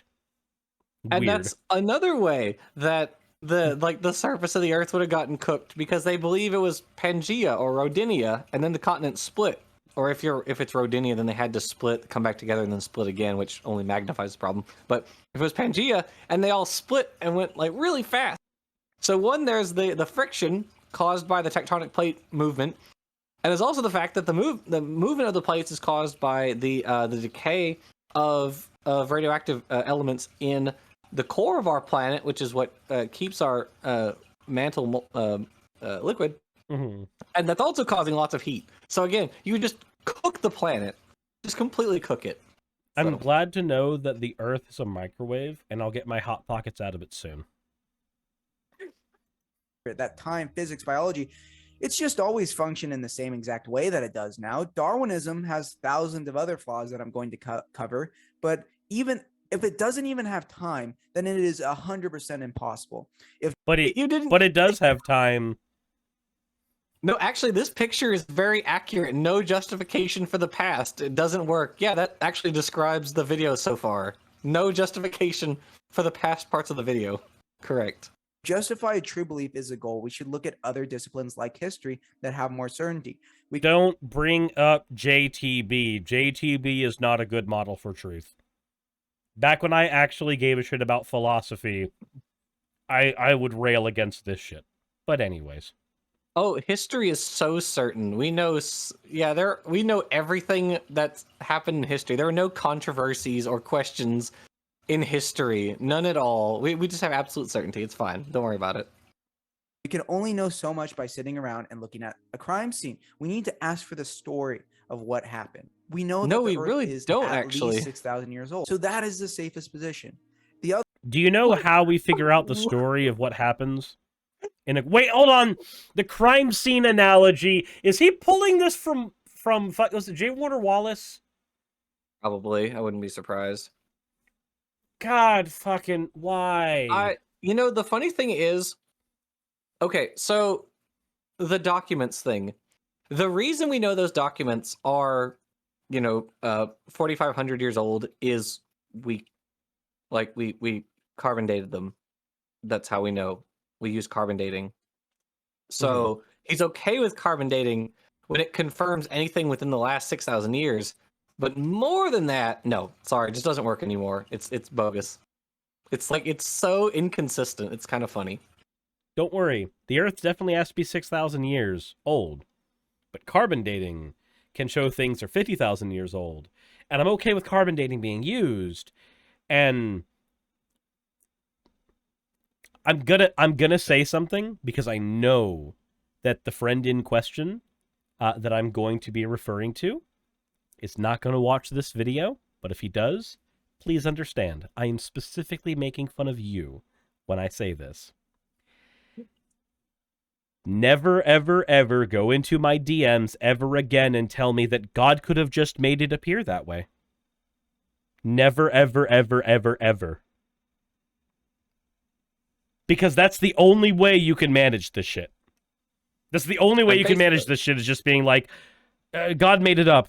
And then you have to ask why, and then you shrug your shoulders, and I'm like, then I have no reason to give a crap about your opinion. Yeah. Other problem is a blind appeal to scientific authority. Oh, well, we all just know. Well, in 1859, what is the full title of Darwin's book? Origin of Species. Oh my by means of God, are you natural serious? selection. Do we have Preservation to of keep the on favored going back races here? in the struggle for life. We're gonna do the Darwin is racist Darwin's thing. a racist. Therefore, evolution's wrong because Man. Darwin is racist. Guess what? In the 19th century, everyone was a racist. Who cares? None of them were special. That's true, and eugenics enjoyed a very long celebrity in biological circles until like the 1940s. Then something involving eugenics kind of happened in the 1940s, and then we don't really talk about eugenics anymore. But I don't remember what that was. But anyways, Neither do I. But there was a cost to it. If memory serves. There was some funny guys, funny mustaches. There was a whole lot of cost to it, actually. Almost like you could call it a holocaust. Huh? Weird. That how sounds that fake. works. But the idea that the preservation of favored races. So the term race to Darwin did not mean the same thing that it does today, because words evolve also in their meaning. To Darwin, race was like a species. So like Darwin doesn't talk about races of people in origin. He talks about races of cabbages, races of horses, but ostensibly not horse races. But because race it referred to species, or it was near species. It wasn't quite that, but it was near enough to it. It was not. He wasn't saying that like, the white race is gonna wipe out the blacks. Now he did, or he did say something similar to that in like later works, but he didn't say that in Origin of Species, so it's fine. And actually, Darwin was very he was very progressive for his time. He was an abolitionist. His family was abolitionist, so he was, he was anti-slavery before we did it over here in the U.S. So.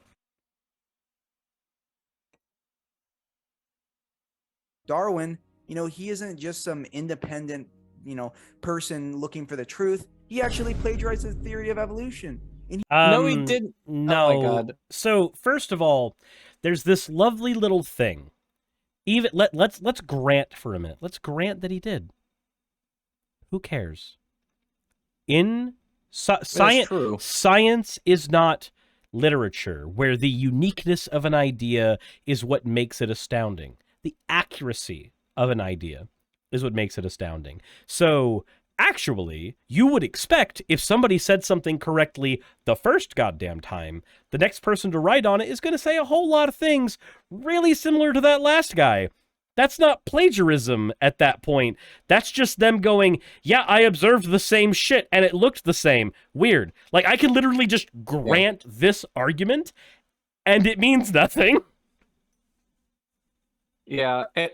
Also, I mean, this argument doesn't work. This argument relies on an anachronism. So basically, I've heard arguments like this. There are like 3 or 4 different people who all try to say, like, or who are claimed to have been plagiarized by Darwin, and it really doesn't work for any of them because we have Darwin's works pre-Origin of Species.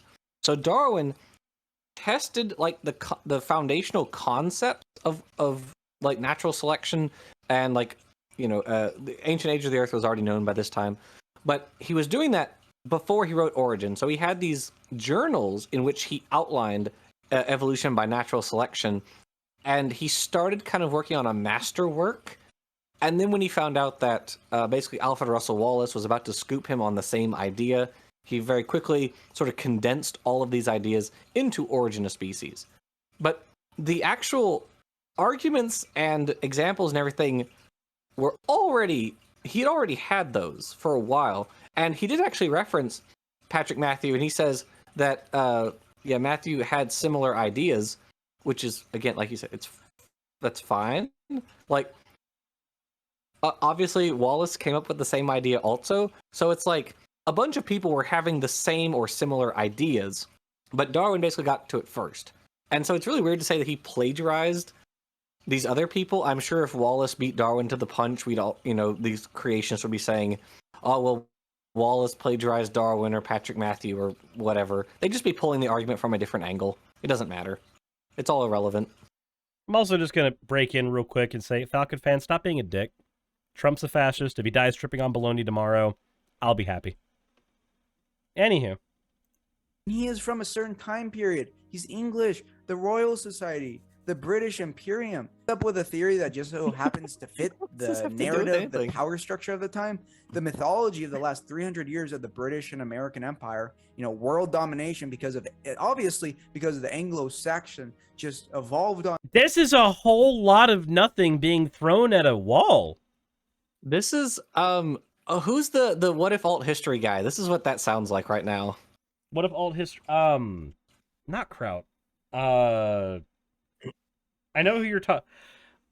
Because like Vosh had him on and they chatted, and it's like he makes these like rambling like stream of consciousness sorts of videos where it's just like, wait, weren't we talking about? Hold on, wait, when do we talk? Wait, what are we talking about this new subject? Yeah. Wait, alt history. I could have sworn I've actually played Among Us with him.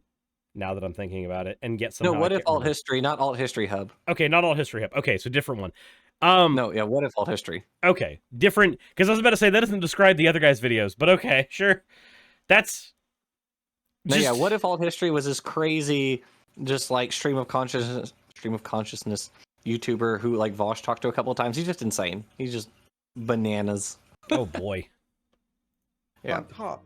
and it's just the most fit. And others like Thomas Huxley, all these people, these aren't just independent people. They are part of societies, and it fits. They their are part of mythology. society. That is true. They live in a society. Did you know that? We live in a society. And they ignore those, and it's naive to think this mythical ethos is just a neutral theory discovered in a vacuum. I mean, if Nobody thinks it was discovered in a vacuum. Yeah, no. Stephen Jay Gould makes that argument about Darwin way later. He's like, yeah, the idea of like stately change, phyletic gradualism is kind of near some of the philosophical ideas that were very common in England at the time. So, like, I mean, Darwin himself got a lot of his ideas about geology from Charles Lyell. So, like, yeah, no, it wasn't just in a vacuum. No, that's ridiculous. Nobody says that. Jesus. If you want to believe the mythology of the British Empire, go ahead. That's a fairy tale. Evolution is There's just also British other mythology. instances Okay. of science just being completely wrong about the static universe. The universe has always existed. Bloodletting, geocentrism, cigarettes, drinking mercury. Oh, they're good for your health. Wait. You're just blindly appealing to science. Wait. Can you go back like 20 seconds? Sure. I have to have misheard what he said. Ethos Okay, I is must just a have neutral theory discovered in a vacuum. I mean, if you want to believe the mythology of the British Empire, go ahead. That's a fairy tale. There's also other instances of science just being completely wrong about the static universe. The universe has always existed. Bloodletting, geocentrism, cigarettes, drinking. All right, so let's go. Wait. Cigarettes? What? So so hold on. I know where he's getting this idea from. And this is what happened with the sugar industry. This is what happened with the tobacco industry. Oh, is he saying? Oh, is he? Okay, okay. So- he's not saying science actually said it was correct, but that okay, I gotcha. So there was a common belief for a time, and it was backed up by the tobacco industry, who were literally funding bunk studies, that cigarettes were good for your health. They were good for your heart. They were good for strengthening your lungs. They were good for sexual virality. Like, all of these things were things that were claimed to be true of cigarettes, and it was it literally primarily was brought on by bunk studies that were paid for by the tobacco industry, studies that could not actually function under the lens of peer review, and it's how we actually started understanding that cigarettes were very harmful. The sugar industry had the same thing. It's where we got the and I need to cough real quick because I'm still sick, so my breath is ragged. Give me a second. We had a similar thing happen in the sugar industry, where the sugar industry started paying for bunk studies, saying that sugar was incredibly good for your health, trying to downplay the addictiveness of sugar, and even proposing what is now known as the lipid hypothesis, that many of the negative health effects, including obesity, that were coming primarily from sugar, actually were coming from fat, and specifically a type of saturated fat that we now know doesn't actually cause as many problems in your body as we thought. We've now linked most of that stuff back to sugar. These are all things that were bought and paid for by various industries, and then actual non-funded peer review ended up showing that these things were fake. So these are bunk things that were paid for that science proved false. Yeah, bloodletting. I don't think bloodletting was like ever supported by science. I mean, bloodletting dates back to like ancient Greece and Rome, and this was kind of an intuitive thing. Same with geocentrism, like it's intuitive, but that doesn't make it science. Okay. Also, just gonna go ahead and throw it out there. Bloodletting works. I'm not even fucking kidding. There are actually certain procedures in the medical industry that call for the use of bloodletting still, because it is the correct thing to do in some instances. The reason that we used bloodletting before turned out to be incorrect, trying to balance out bad blood, trying to fix bad humors. That type of shit we realized is wrong, but the actual practice of bloodletting is something that we still continue to do. There are actually some I forget what the name of it is, but there's a sickness that someone can have where their body produces too many red blood cells in the plasma, and it can actually start to cause your body to go sluggish and kill you unless you have in literally 2-week intervals. Unless you have bloodletting in 2-week intervals. And it's a thing that can be, humans can have it, dogs can have it. In fact, actually, my parents' dog has it, and it's why I know the sickness exists, because he has to be bloodlet every 2 weeks, or he will die. So, actually, when somebody goes like, no, bloodletting was wrong. No, not really. It was inaccurate. I was thinking in terms of the humors, yeah. In terms of the humors, absolutely, the original reasons we used it were incorrect, but turns out it's actually an understood thing that we still use today. Mercury, oh, they're good for your health. If you're just blindly appealing to scientific authority, you're gonna come with the wrong conclusions. And the ramifications of Darwinism is the eugenics movement. Improving dun, dun. Yeah, of course. It all. What, Goblin's Law? When Hitler gets brought up in the conversation?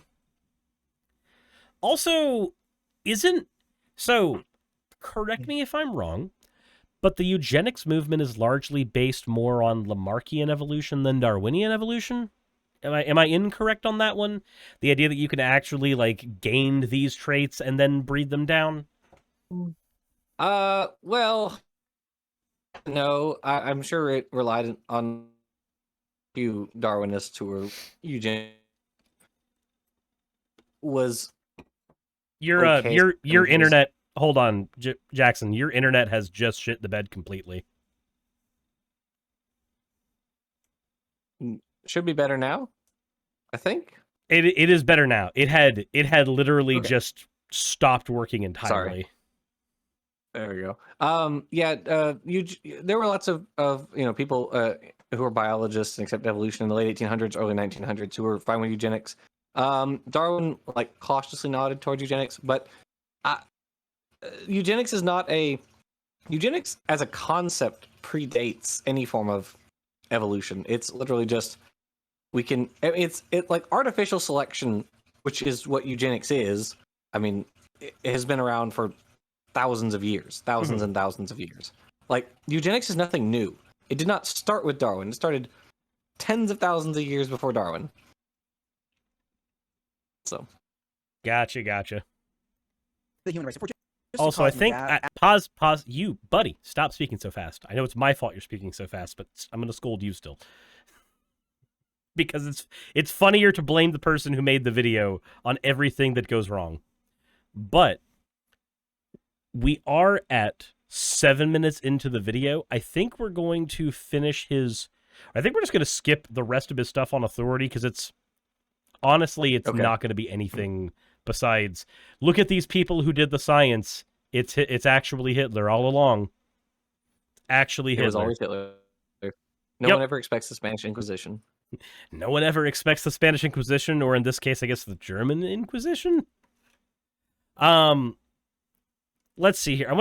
He's got his part on metascience here. So he's got a part about metascience, it being weaponized, probability, the fossil record, skepticism, and then, of course, young Earth creationism. I think we've probably only got time to cover one or two more of these sections. Okay, that's fine. So, I'm going to let you pick which two sections we cover. I can't read any of those, so the probability one sounds fun. Metascience, weaponized, probability, fossil record, skepticism, fossil or record. Yek. Yeah, let's do fossil record. Fossil record? All right, let's go to there. Let's see what he's got here. Universe big time long. Big time long. Universe big time long. Can't agree. I think I'm just gonna start calling this video Universe big time long.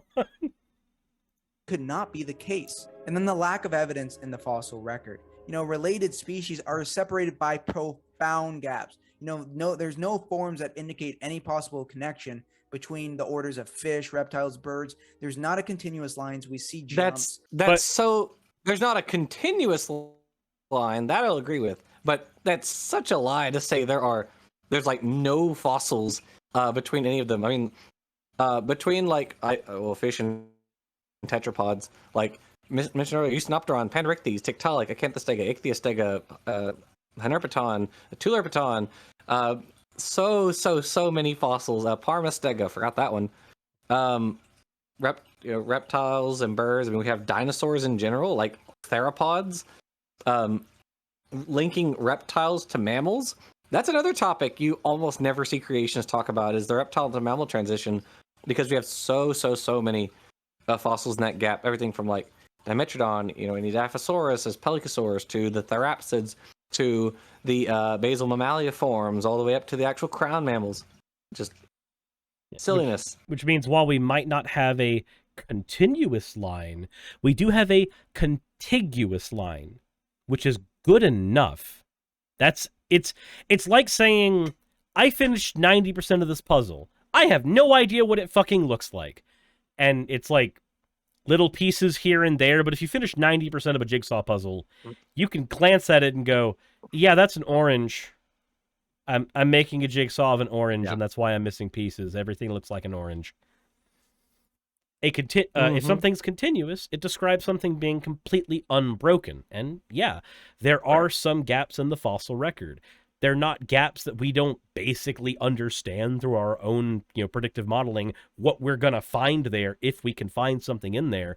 The reason that there are gaps in the fossil record isn't because there's, magically no evidence of these particular species existing.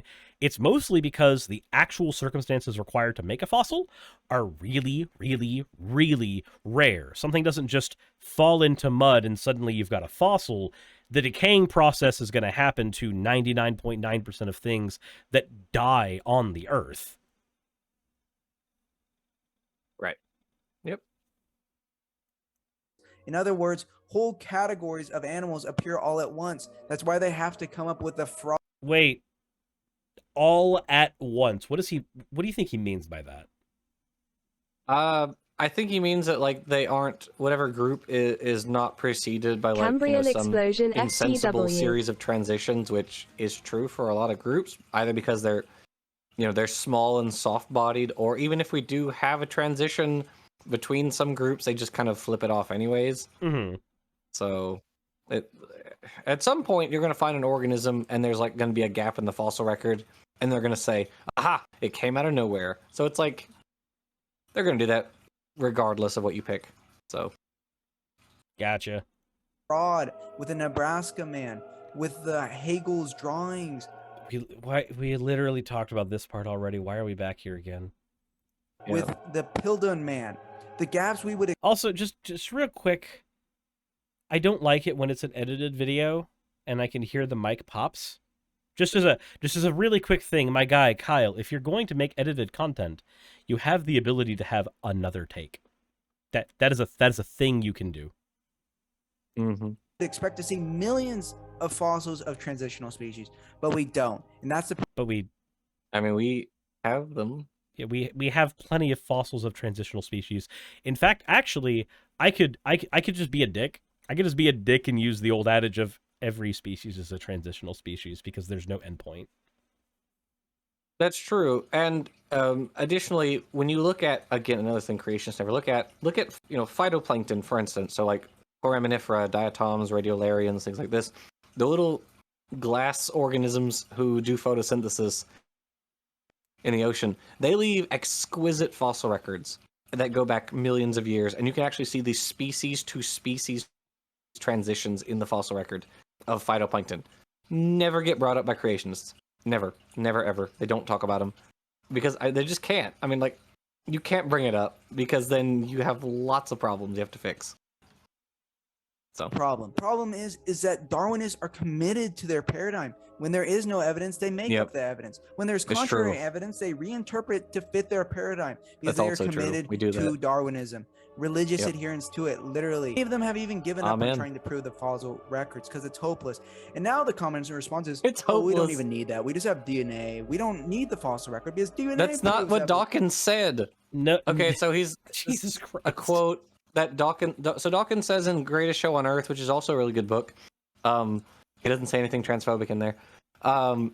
Dawkins says that the evidence from DNA is so good such that we wouldn't need a single fossil to demonstrate that evolution is true. And that's true. We don't.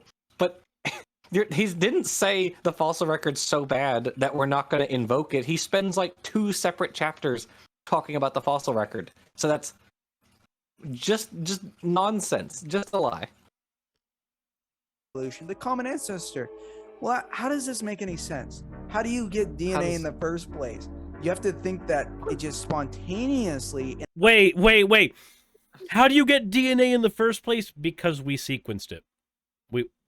We literally have the technology to look far enough down, to zoom far enough in, to see what a DNA strand looks like.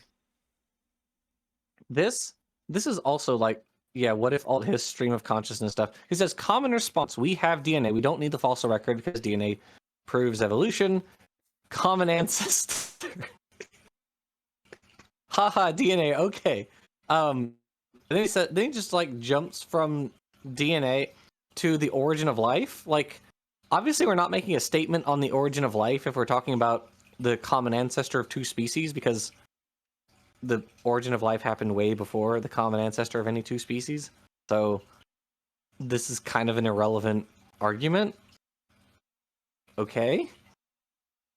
Also, he's framing this as if it's a goalpost move, right? Like, our argument was the fossil record, and then we got proven wrong, so we had to move to DNA. But again, that's not what's happening. We're going...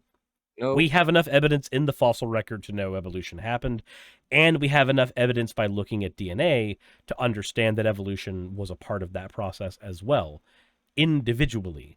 Not a goalpost move. We are saying that both of these things are very good evidence in our favor.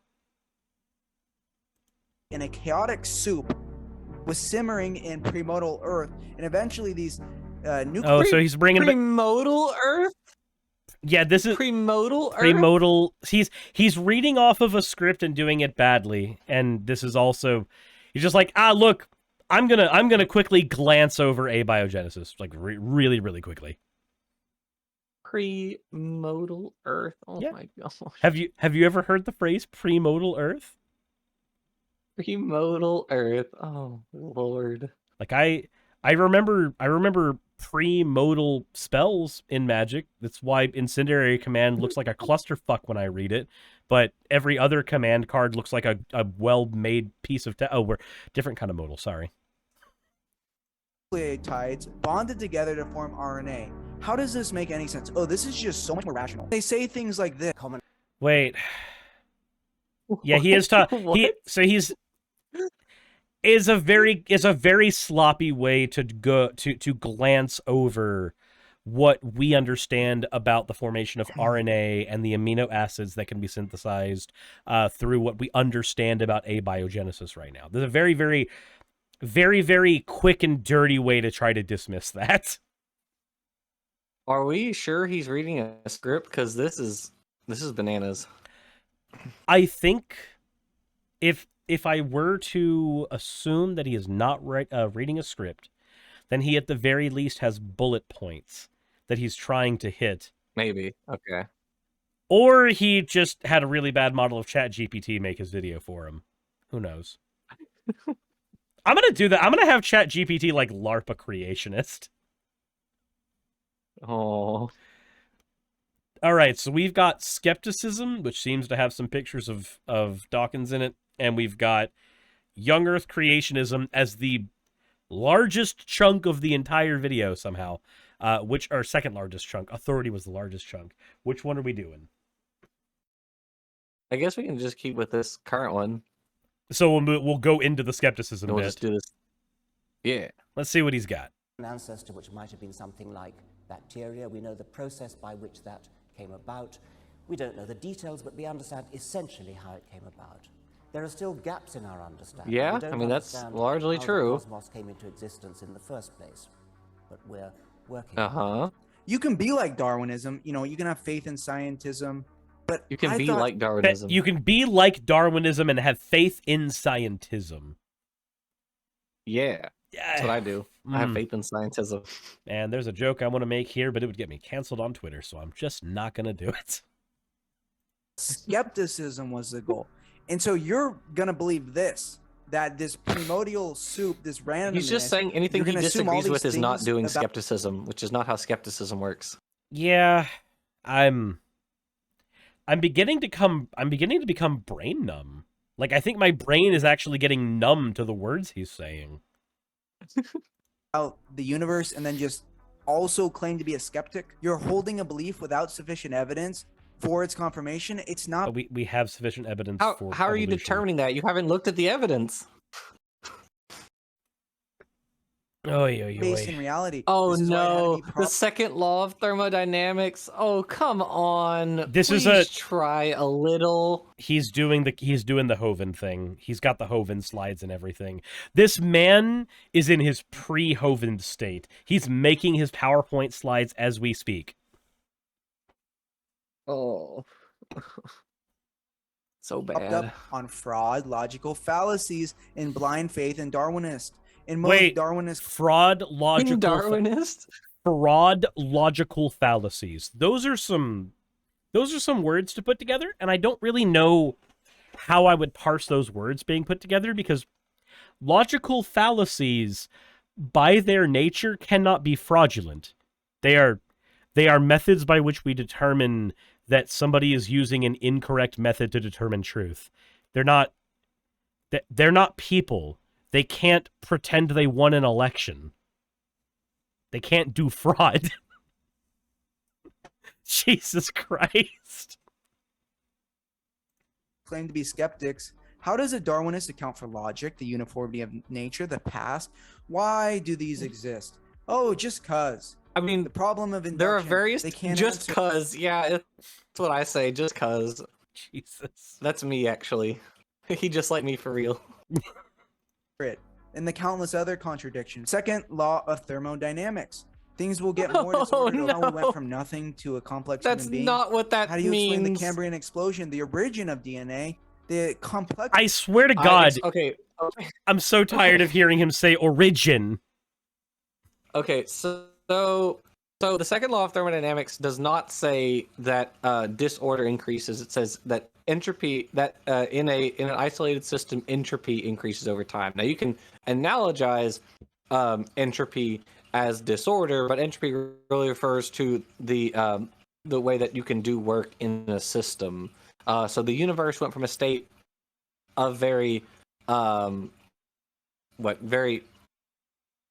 goes from very low. Was it very low to very high? No, high.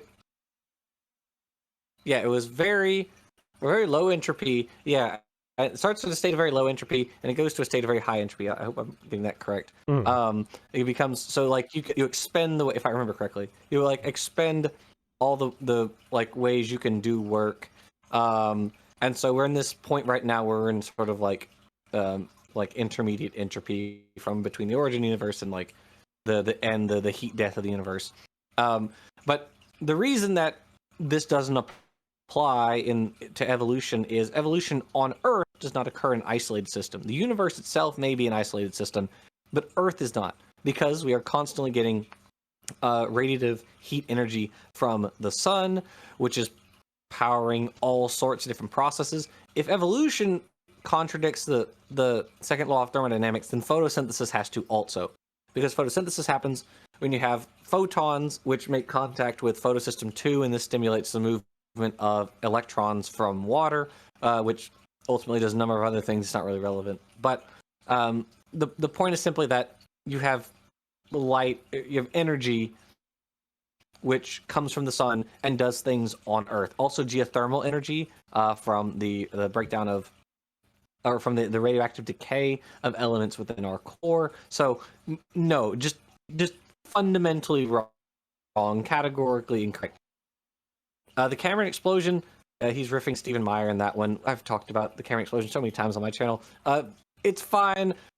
I also wrote a script, or 2 scripts actually, for Professor Dave on the Cameron explosion.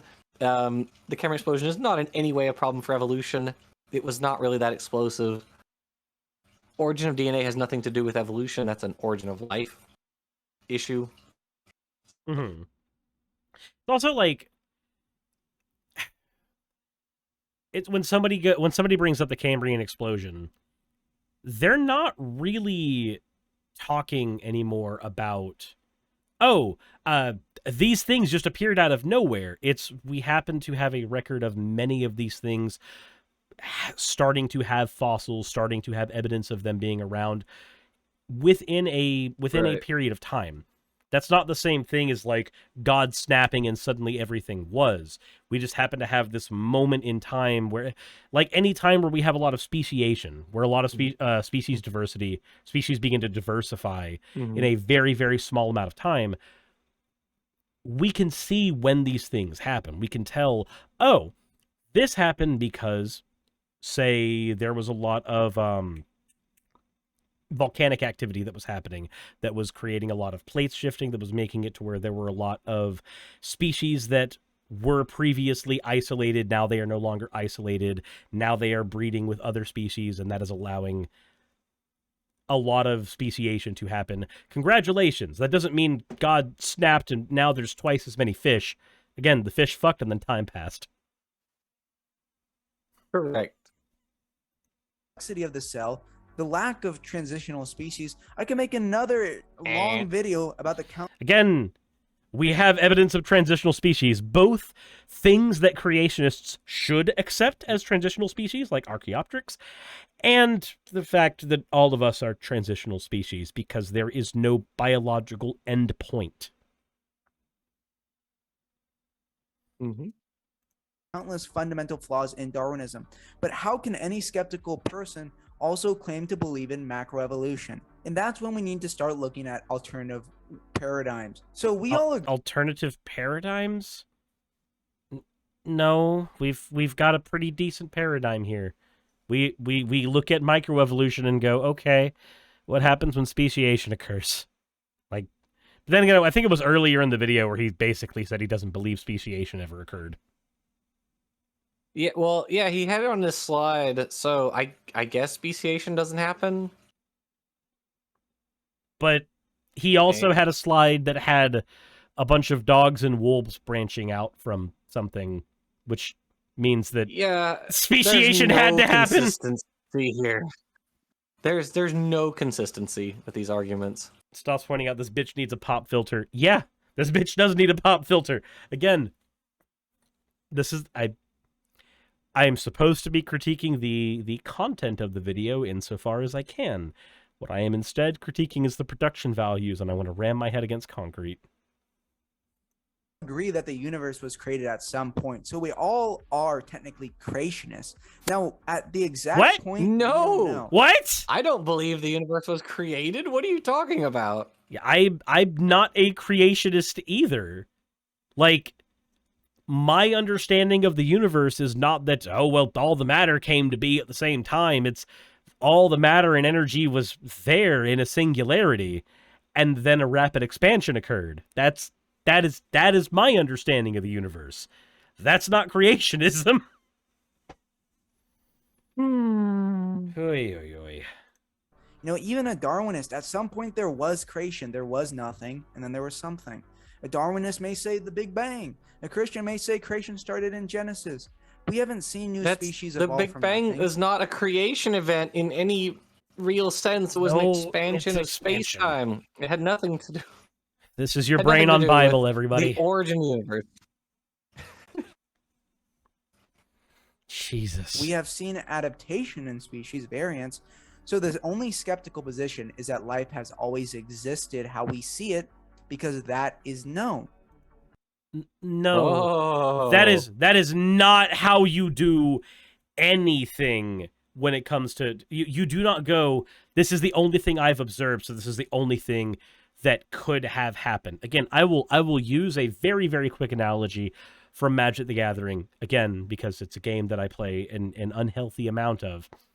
If I go to a tournament and there are 10 different types of decks I have to deal with at that tournament, is the logical conclusion that those 10 decks that those 50, 100 people brought to the tournament, Those are the only decks that have ever existed in all of Magic the Gathering. Do I just ignore the last 30 years of game design that has gone into this game and pretend that just what exists right now is the only thing that's ever been? No, I don't do that, because there's more time than what I have right now. So, as a human being, looking at the world right now, it is stupid to look at the snapshot of the world as I understand it right now and go, yeah, this is how it's always been. This is how it's been for the whole time. The whole time. It's been like this. Object permanence be like. Jesus. And that is the end of his skepticism bit. He's got a bit where I guess he's sucking yay. I guess he's got a bit where he's sucking the teat of young Earth creationism, but I don't really think we need to worry about any of that. And then he's got a bit called World Free from Religion. Fascinating. This man is a specimen. This man is a specimen. I have to wonder, what else does he have here? Orthodox Christianity. Talks about Orthodox Christianity. Let's see here. Creaky Blinder is blind. Jimmy Akin versus Orthodoxy. Kyle takes the political compass test. Oh no. He has a conversation with Powell on there? I see Mike Winger here. Where do you see Powell? Okay. No, who's in the top right video? Who's with the bow tie? Redeemed Zoomer. Oh, I don't know who that is. Okay. I've seen Mike Winger. I've seen them around. Yeah, I don't know any of these people. Okay. You know, the only one I recognize like from a glance is Mike Winger. And I don't like him either. I actually like Mike Winger less than a lot of diehard creationists because I think that the things he says end up being poison. But that's a conversation for a different video. I did not enjoy my debate with him. Yeah. That's fair. Now, what else is it? I need to see what other stuff he's got on here besides skeptical of Darwinism.jpg. Oh, he's got something with Alex here. Cosmic Skeptic Refuted. Apologists are like, there's one in particular, his name is Deflate, and he is just hard for Alex. Like, he's done so many videos on Alex. It's kind of weird, honestly. Let's see. Oh, there's Rationality Rules. Yep, he's got Rationality Rules there. He's got Alex. Steve Ray. Yes, you can legislate morality. He's got, there's Drew. He's got Cosmic Skeptic here.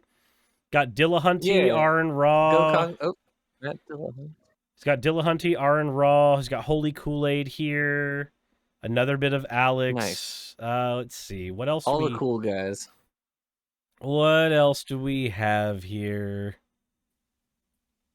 Satanism is a religion of peace. Your brain on atheism. Oh, okay. So he's got Amazing Atheist here as well. He's got Obama. The presidents discuss religion. Oh, so it's going to be an AI generated thing. AI generated voices. Obama. The Tate brothers' biggest problem. Oh, Dennis Prager. Brian Holdsworth. Their biggest problem. I think I can think what their biggest problem is. Oh, him at Meta. Yep. Him having Brian there is interesting because Brian is also a diehard Christian. So I guess it's just the maybe they're agreeing on stuff. Or there's Sir Sick right there. I guess the scary guy. Space Daddy. Jesus, there's a Messianic Judaism debunked. Another Brian Holdsworth. Meta. Oh, there's T-Jump. Hey, it's T-Jump. Let's see. Ben Sharipo. Yeah, and there's the Skeptical of Darwinism video that we just watched. So it looks like he started out.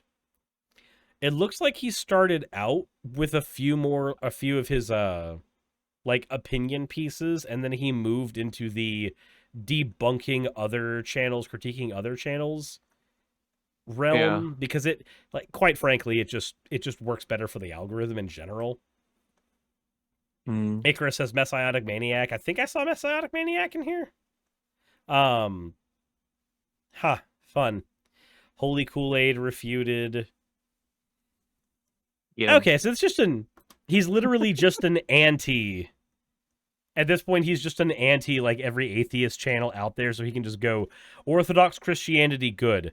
I wonder if we asked him what his views on, like, gay and trans people were, what he would say. Fairly certain. I bet we can probably figure it out with a relative degree of certainty what his views are. No, you don't understand. We haven't directly observed it. Therefore, we can't use any of this data for a predictive model. I don't think my model has to extend very far to figure out what his position is. Face down in the praying position. Oh boy. With that said, I think we've had the amount of fun that we're going to get out of this particular video. I do want to say, Jackson, thank you very much for devoting literally 2 hours of your time to hopping in here. I know that it was fun. Maybe a bit hard to sandwich it in with everything else, especially right after work, so I appreciate it a lot. Oh, it was fun. I enjoyed it. I had a lot of fun. I'm always happy to get a star on other people's channels. Maybe next time we'll have the internet connection not cutting off half of what you're saying. Well, you're asking for a lot, Suris. That's all I can say. I will personally. I live in Louisiana. I will personally run a cable from my internet box. I will run it across the United States and plug your laptop into it. I'm sure that will work. I firmly believe that there are creationists in the wires here. They're just sitting there gnawing. They're gnawing at the fiber optics. Yes, they don't want my message to be disseminated. Fair enough. Well, thank you again for coming on. I appreciate it, and I will talk to you later, man. Thank you for having me. Real quick before you go, though, is there any last words that you want to give to the audience? And where can they find you? Well, you can find me on YouTube. My channel is just Jackson Wheat. I'm also on Twitter. I will continue to dead name it. At just Jackson Wheat. I mean, if you just put my name into Google, you'll see all my stuff.